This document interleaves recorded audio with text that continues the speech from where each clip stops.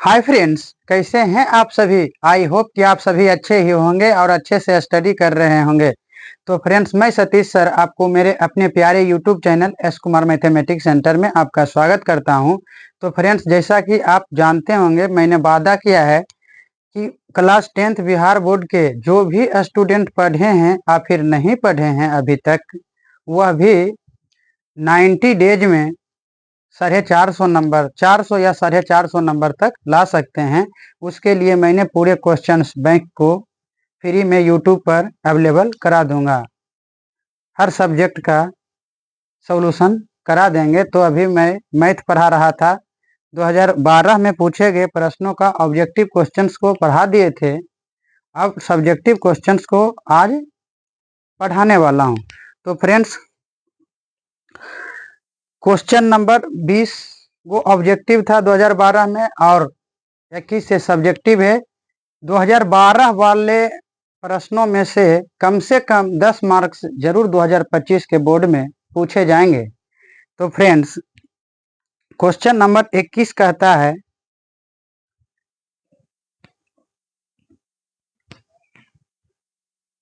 Question number 21 कह रहा है कि 18 13 17 18 13 17 12 16 19 12 16 19 में माध्यक निकालना है। इसका क्या निकालना है? तो हमको इसका माध्यक निकालना है।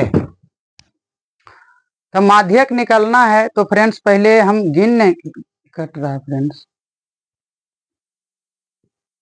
माध्यक निकालना है इसको। तो पहले हम इसको क्या करते हैं? तो पहले इसको हम बढ़ते क्रम में या फिर घटते क्रम में सजाते हैं। तो इसको हम पहले बढ़ते क्रम में सजा रहे हैं। सबसे छोटा है 12, तो 12 हो जाएगा। उसके बाद 13 है, 13 हो जाएगा। उसके बाद 16 है, 16 हो जाएगा। उसके बाद 17 है, 17 हो जाएगा। उसके बाद 18 है, 18। उसके बाद 19। अब हम नंबर काउंटिंग करेंगे कि कितना है, कई नंबर है। तो 1 2 3 4 5 6, 6 नंबर है। तो नंबर बराबर हो जाएगा 6। कितना n का मान कितना है? तो 6 है। अब सम संख्या है तो माध्यक बराबर होता है, माध्यक कहें या तो माध्यिका कहें, एक ही बात होता है। माध्यक बराबर होता है यदि n का मान सम हो तो माध्यक बराबर हो जाएगा 6/2 वां पद प्लस 6/2 प्लस 1 वां पद, यदि सम है तो। कहने का तात्पर्य है कि n/2 पद प्लस n/2 प्लस 1वां पद का औसत होता है बटे का 2 होता है, बटे का 2। तो द्वितीय 6, द्वितीय 6 तो हो जाएगा 3वां पद प्लस 3 1 4, 4वां पद बटे 2। 3वां पद कितना है फ्रेंड्स? चाहे आप इधर से गिन दीजिए या फिर इधर से गिन दीजिए। 1 2 3 16 अब प्लस 1 2 3 प्लस चौथा पद 17 बटे 2। 16 और 17 को जोड़ेंगे तो 33 हो जाएगा, बटे का 2 करेंगे तो हो जाएगा 16 दूना 32, 1 33, 16.5। तो मेरा राइट आंसर हो जाएगा 16.5। तो फ्रेंड्स, मैं उम्मीद करता हूं कि आप इस क्वेश्चंस को बिल्कुल समझ चुके होंगे। इसमें कुछ भी नहीं दिया था, इसमें इतना ही बोला गया था कि एक श्रेणी दिया है 18 13 17 12 16 19 और बोल रहा है कि इसका माध्यक क्या होगा? तो इसको हम ऑर्डर में सजा लेते हैं। आप हो सके तो आरोही क्रम में सजा लीजिए, या फिर आपको मन करे तो अवरोही क्रम में सजा लीजिए। हम आरोही क्रम में सजाए थे। 12, 13, 16, 17, 18, 19। अब n का मान यदि सम संख्या है फ्रेंड्स, तो जितना आएगा उतना बटे 2 और उतना बटे 2 प्लस 1वां पद एक ज्यादा। तो n का मान सम संख्या तो सम बटे 2 यानी 6/2 तो 3वां पद, 6/2 प्लस 1वां पद 3वां पद, और चौथा पद का औसत। तो औसत मतलब होता है दो संख्या है तो 2 से भाग देंगे तो 16। तीसरा पद हो गया 1, 2, 3 तो 16, चौथा 17 तो 16 प्लस 17/2 33/2 तो 16.5 आ जाएगा। तो फ्रेंड्स क्वेश्चन नंबर 21 कह रहा है,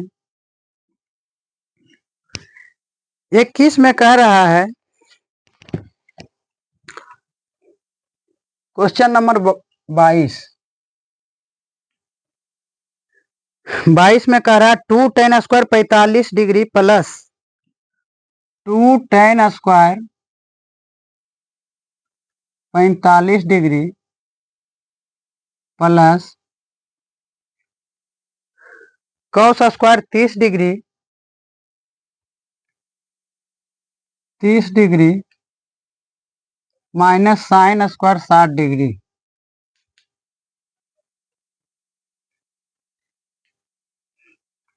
तो फ्रेंड्स इसका सॉल्यूशन करना है। कट तो नहीं रहा। इसका सॉल्यूशन करना है फ्रेंड्स। तो इसका सॉल्यूशन करेंगे, तो इसका सॉल्यूशन करने से पहले फ्रेंड्स यदि मेरे त्रिकोणमिति सारणी का वीडियो नहीं देखे हैं तो उनको जाकर देख लीजिए।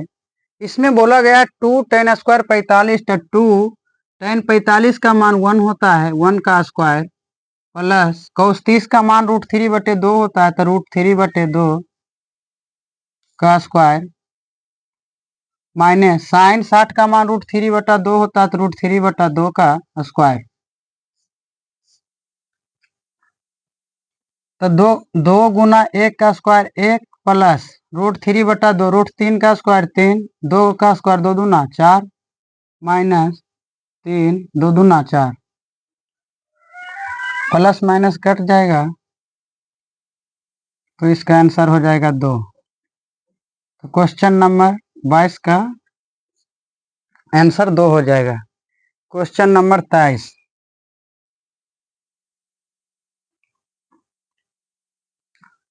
क्वेश्चन नंबर 23 में बोला गया है कि बिंदु 4, 5 और -3, 2 के बीच की दूरी।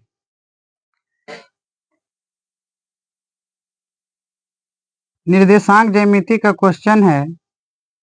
बोला गया कि दो गो कोई बिंदु है ए और बी, जिनके शीर्षों का नियामक 4, 5 -3 और 2 दिया गया है, और बोला गया कि इन दोनों के बीच डिस्टेंस कितना होगा। तो फ्रेंड्स इसका सॉल्यूशन करेंगे, डिस्टेंस फार्मूला लगाएंगे। डिस्टेंस फार्मूला होता है डिस्टेंस ऑफ ए बी निकालेंगे तो डिस्टेंस फार्मूला होता है अंडर रूट x2 घटा x1 के whole square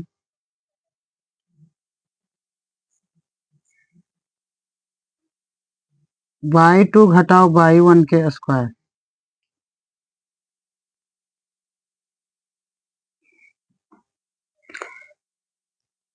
under root x2 का मान है -3 तो -3 घटाओ 4 के स्क्वायर। x2 का मान -3, x1 का मान 4 तो ये -3 घटाओ -4 का स्क्वायर प्लस 2 घटाओ 5 का स्क्वायर।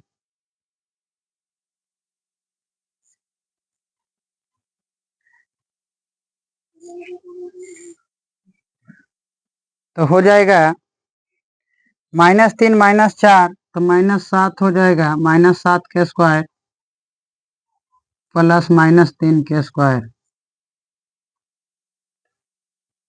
यहाँ पे लिख देते हैं फ्रेंड्स,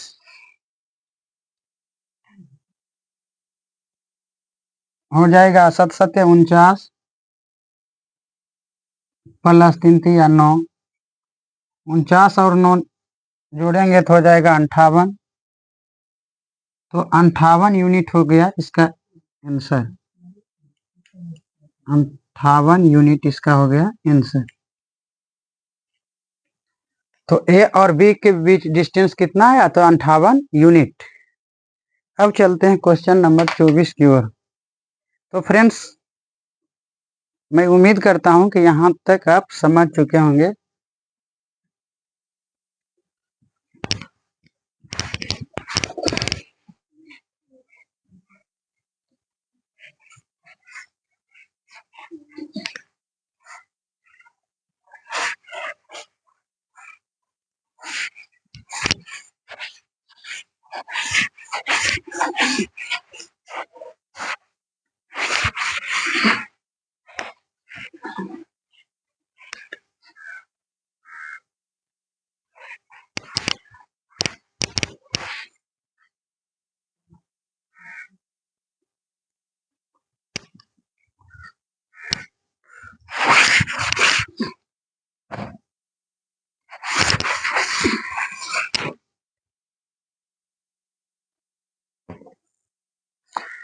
क्वेश्चन नंबर 24 में कहा गया कि एक साइकिल 5000 चक्रों में,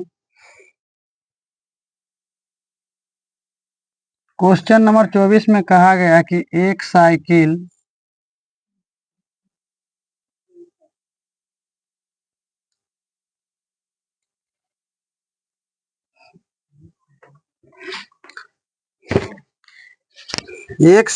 5000 चक्रों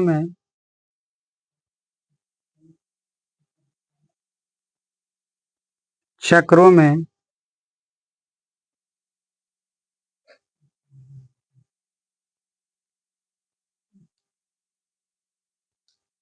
11 किलोमीटर की दूरी तय करता है।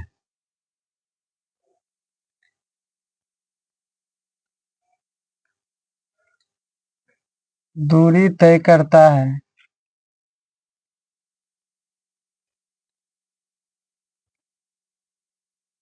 करता है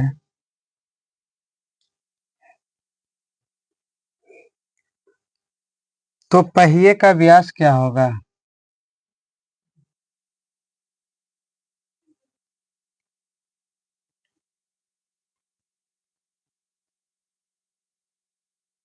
क्या होगा?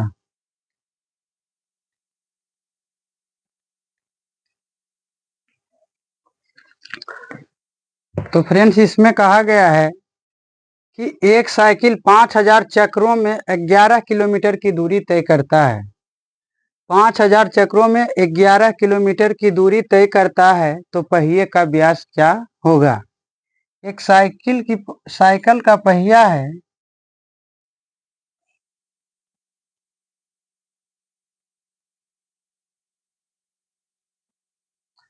जो 5000 चक्कर मारता है तो वह 11 किलोमीटर की दूरी तय कर लेता है, अर्थात वह अपना मार्केट चला जाता है।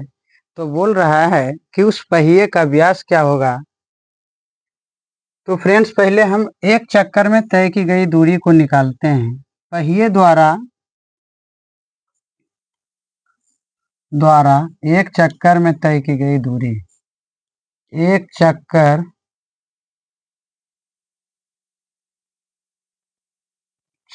में तय की गई दूरी,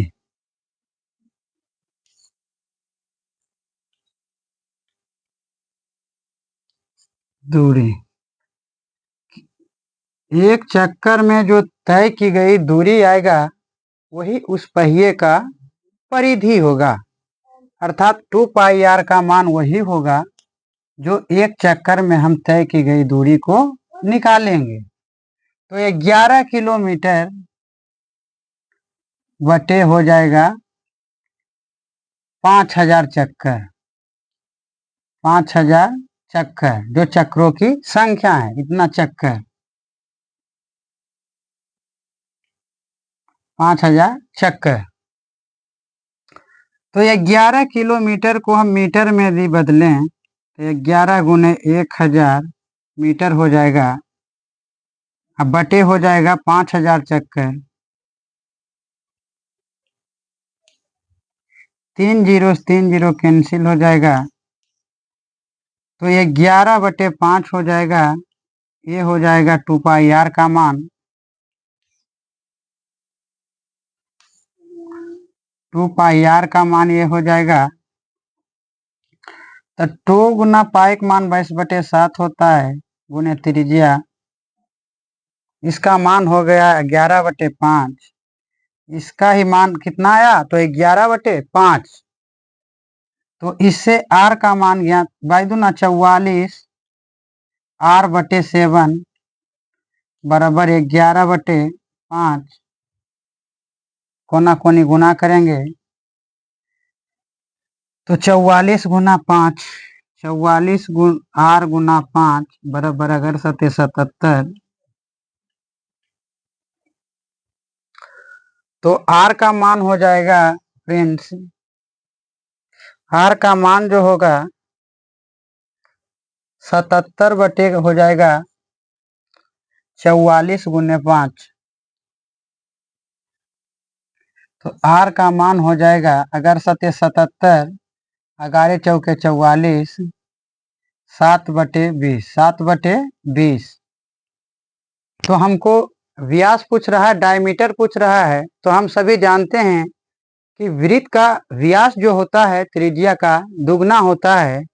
तो व्यास अर्थात डायमीटर, इसलिए व्यास अर्थात डायमीटर निकालने बोल रहा है। तो त्रिज्या का दुगना हो जाएगा 2r। तो 2 गुना त्रिज्या 7/20, तो काटेंगे तो 2×20, 2×20, तो 7/10 हो जाएगा। यूं कहें तो 0.7 मीटर, सेंटीमीटर में बोले तो 70, 0.7 गुने 100 करेंगे तो 70 सेंटीमीटर हो जाएगा पहिए का व्यास। तो फ्रेंड्स, मैं उम्मीद करता हूं कि आप समझ चुके होंगे पहिए का व्यास कितना है, तो 70 सेंटीमीटर।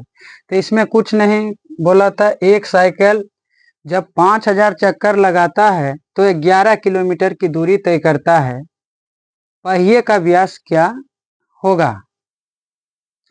तो पहिए द्वारा एक चक्कर में तय की गई दूरी जो आएगा वही वृत्त का व्यास होगा। उस पहिए का क्या होगा? परिधि होगा।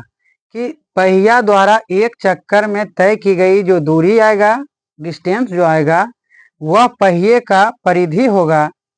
तो उसको जो निकालेंगे तो 11 किलोमीटर टोटल डिस्टेंस बटा चक्रों की संख्या।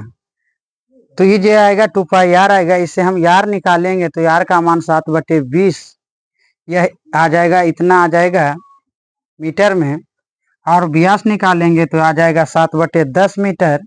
और 7/10 मीटर तो इतना 0.7 मीटर कर सकते हैं।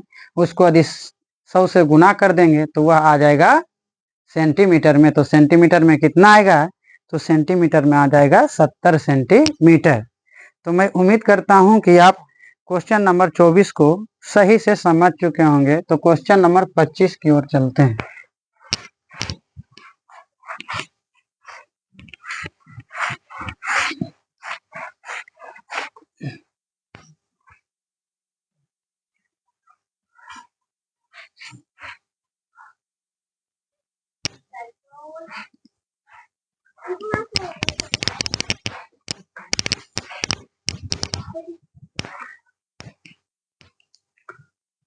क्वेश्चन नंबर 25 में बोला गया है कि एक वृत्त के चतुर्थांश का क्षेत्रफल ज्ञात करें जिसकी परिधि 44 सेंटीमीटर हो। चतुर्थांश, वृत्त का चतुर्थांश दिया है।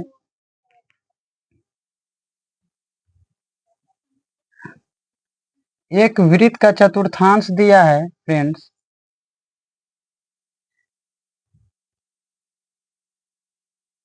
ओ ए बी।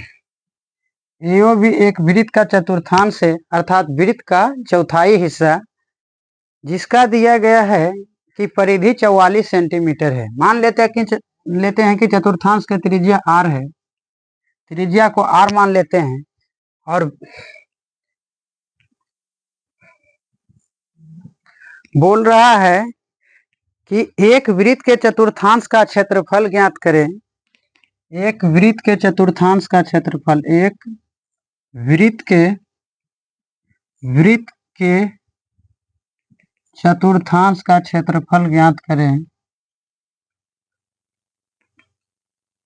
चतुर्थांश का क्षेत्रफल ज्ञात करें,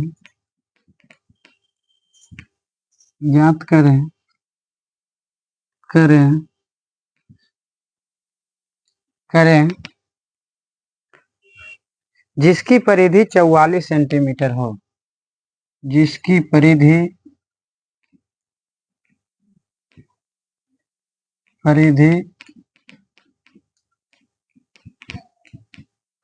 44 सेंटीमीटर हो।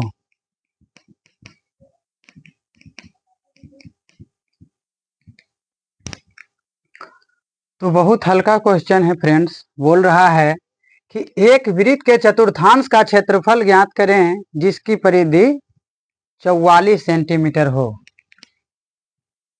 2007 से लेकर 2024 तक ऐसा कोई बिहार बोर्ड 10th का एग्जाम नहीं है जो यह फर्स्ट या सेकंड सीटिंग दोनों में से किसी न किसी सीटिंग में यह क्वेश्चन ना आया हो। तो फ्रेंड्स, यह बहुत ही इम्पोर्टेंट सवाल है कि एक वृत्त के चतुर्थांश का क्षेत्रफल ज्ञात कीजिए जिसकी परिधि 44 सेंटीमीटर हो। तो वृत्त का परिधि होता है, वृत्त का परिधि इसमें दिया है, वृत्त का परिधि दिया है फ्रेंड्स। कितना दिया है? चूंकि वृत्त का परिधि दिया है, चूंकि वृत्त का परिधि बराबर दिया है 44 सेंटीमीटर। हम जानते हैं कि वृत्त का परिधि क्या होता है, तो 2 पाई r होता है। यही 2 पाई r का मान दिया है 44 सेंटीमीटर, तो 2 पाई का मान 22/7 होता है, हम सभी जानते हैं। गुने में r बराबर 44। अब गुना करते हैं तो भाई दूना 44 r/7 बराबर 44।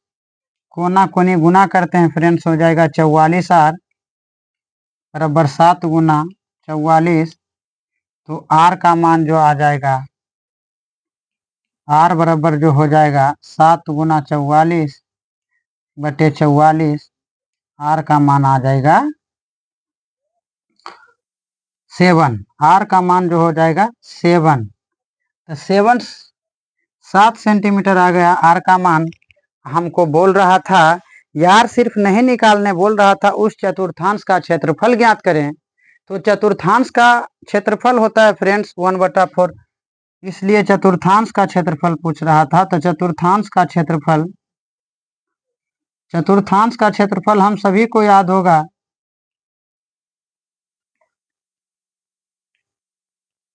क्षेत्रफल होता है 1/4 पाई r स्क्वायर, 1/4 पाई r स्क्वायर।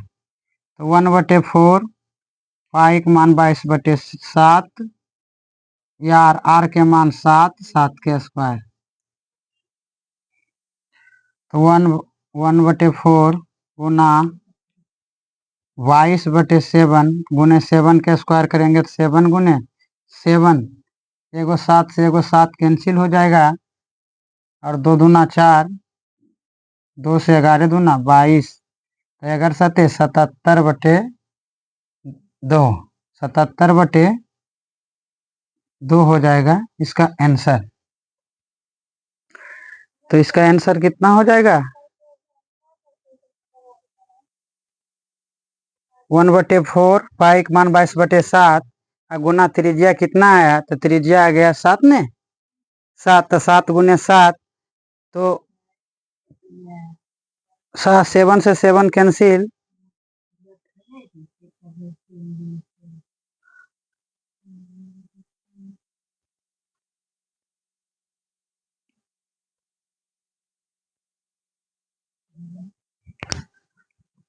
77/2 आ जाएगा फ्रेंड्स। तो इसका आंसर हो जाएगा 2 तिया 6, 1 7 2 8 16 और 2 5 10। तो इसका आंसर हो जाएगा 38.5 सेंटीमीटर। तो फ्रेंड्स इस क्वेश्चन में कुछ नहीं था, एक वृत्त के चतुर्थांश का क्षेत्रफल ज्ञात करें जिसकी त्रिज्या 44 सेंटीमीटर है। तो वृत्त का परिधि बराबर होता है, वृत्त का परिधि दिया है 44 सेंटीमीटर और वृत्त का परिधि होता है 2 पाई आर, इसका मान 44 है। तो 2 गुना 22/7 गुना आर बराबर 44, 44 r/7 बराबर 44। तो आर का मान निकालेंगे तो 7। और चतुर्थांश का क्षेत्रफल होता है 1/4 पाई आर स्क्वायर। तो 1/4 पाई मान 22/7 7 के स्क्वायर। तो कट उठ के आ जाएगा फ्रेंड्स 38.5। तो इसका आंसर हो जाएगा 38.5। क्वेश्चन नंबर यह था 25 का, यह 25 नंबर क्वेश्चन था। तो 26 नंबर क्वेश्चन की ओर चलते हैं।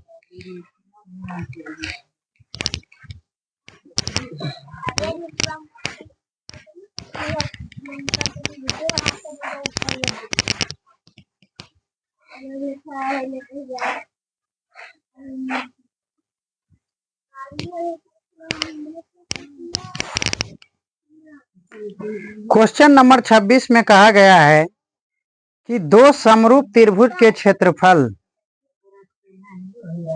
दो समरूप त्रिभुज के क्षेत्रफल, दो समरूप त्रिभुज के क्षेत्रफल, क्षेत्रफल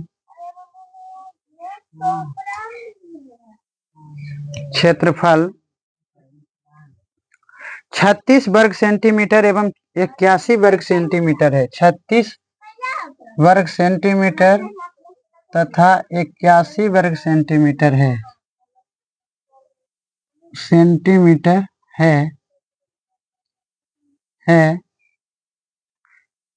यदि पहले त्रिभुज की ऊंचाई 4.8 सेंटीमीटर हो, यदि पहले त्रिभुज की ऊंचाई, पहले त्रिभुज की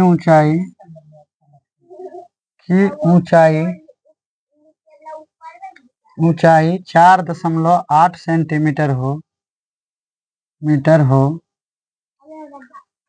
तो दूसरे त्रिभुज की ऊंचाई ज्ञात करें।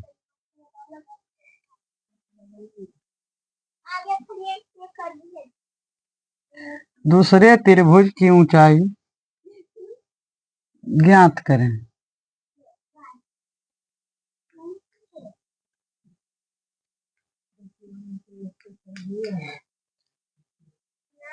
फ्रेंड्स मैं त्रिभुज को हिंदी में ना लिखकर डेल्टा को लिखा है। डेल्टा मतलब भी त्रिभुज ही होता है। यह क्वेश्चन भी बहुत ही आसान है। इसमें बोला गया है कि दो समरूप त्रिभुज, क्वेश्चन नंबर 26 है, 26 है। इसमें बोला गया है कि दो समरूप त्रिभुज के क्षेत्रफल 36 और 81 है, 36 वर्ग सेंटीमीटर और 81 वर्ग सेंटीमीटर है। यदि पहले त्रिभुज की ऊंचाई 4.8 सेंटीमीटर हो, तो दूसरे त्रिभुज के ऊंचाई ज्ञात करें। तो इसमें दिया है दो त्रिभुज,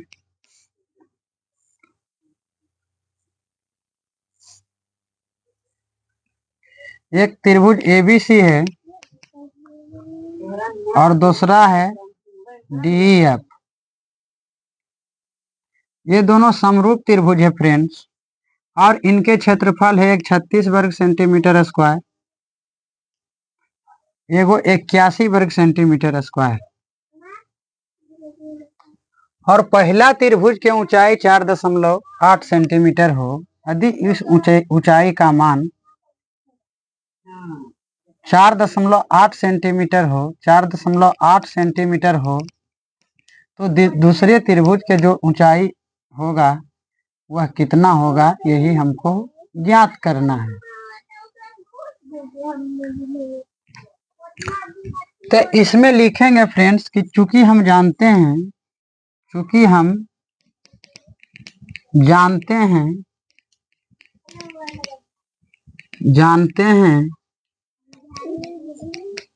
कि दो समरूप त्रिभुज दो समरूप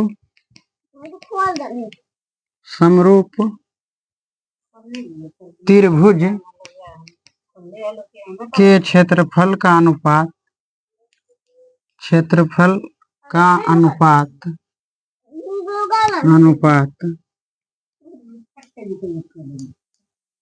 संगत भुजा संगत ऊंचाई के वर्ग के अनुपात के बराबर होगा। वर्ग के अनुपात के बराबर होगा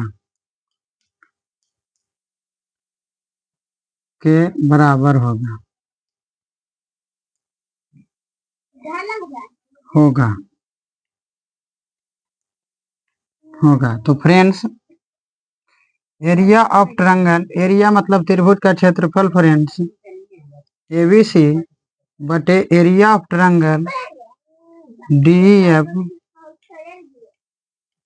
ये जो आएगा इसका जो अनुपात आएगा वह इसका सिलसिला मान लेते हैं AM और DN। तो AM बटे DM का DN का जो अनुपात होगा उसका स्क्वायर के बराबर होगा। तो इसका दिया है 36 और इसका दिया है 81। इसका जो होगा AM का मान दिया है 4.8 और DN का मान नहीं दिया है, तो DN लिख देते हैं इसका स्क्वायर। और स्क्वायर हटाएंगे फ्रेंड्स से इधर अंदर रूट हो जाएगा।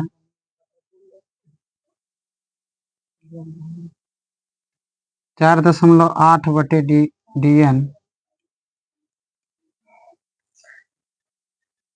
तो इसका जो मान आएगा 36 का वर्गमूल 6 बटे 81 का वर्गमूल 9 बराबर 4.8 बटे DN। कोना कोनी गुना करेंगे तो 6 गुना DN,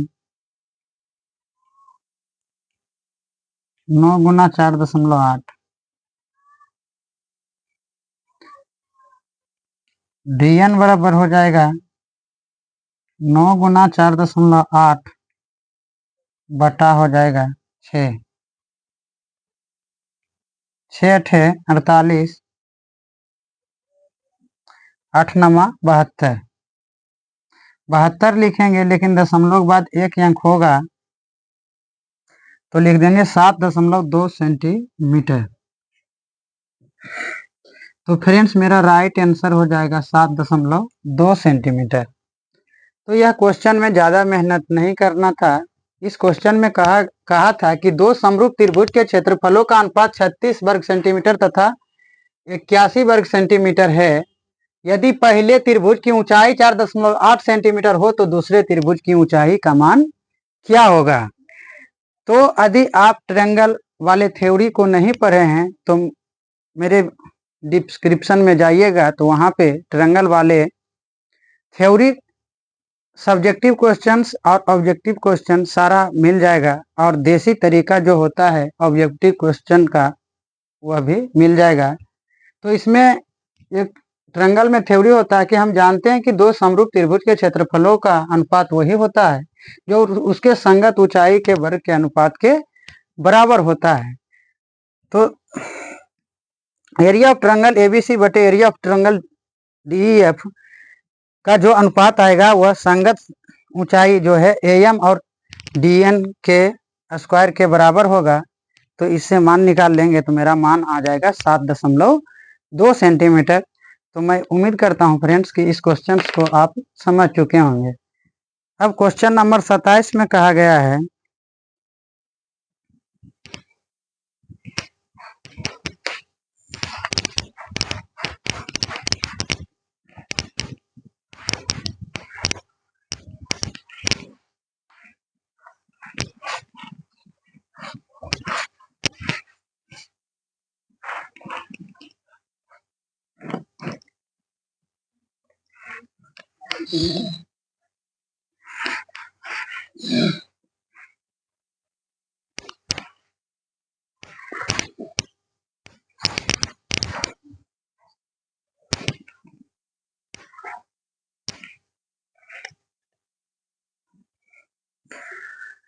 क्वेश्चन नंबर 27 में कहा गया कि समांतर श्रेणी 1 4 7 10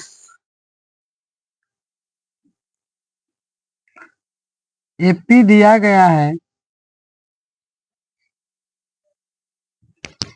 एपी दिया गया है कि 1 4 7 10 के 18वें पद का मान ज्ञात करें। 1 4 7 1 4 7 10 के इतना के 18वें पद का मान ज्ञात करना है।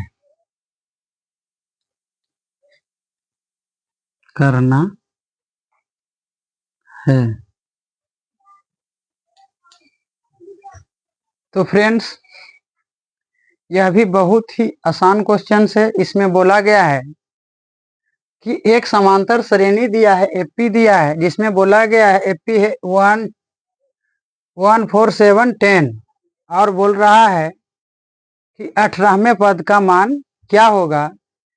तो इसको सॉल्यूशन करेंगे फ्रेंड्स। एपी का प्रथम पद को ए कहा जाता है, ए का मान 1 है।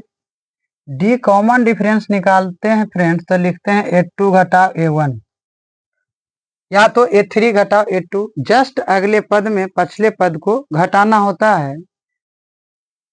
तो इसमें हो जाएगा A2 का मान हो जाएगा 4, 4 घटाव 1, तो घटाएंगे तो आ जाएगा 3, और n का मान हो जाएगा 18।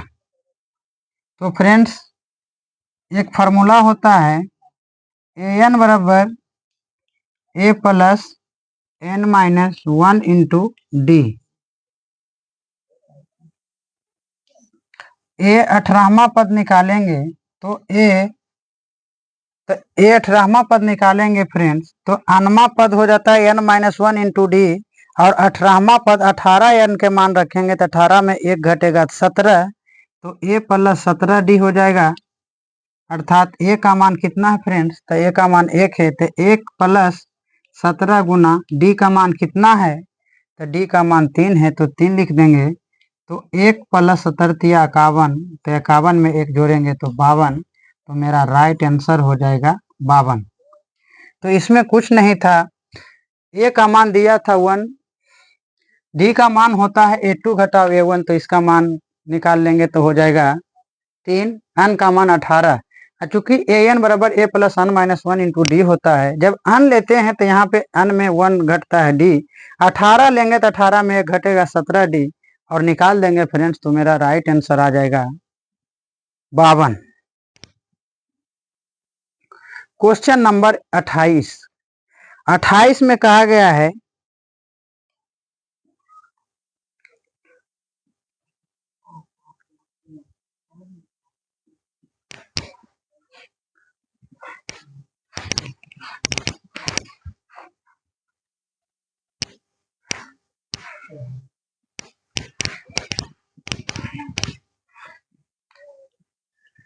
क्वेश्चन नंबर 28 में कहा गया है कि द्विघात समीकरण 5x²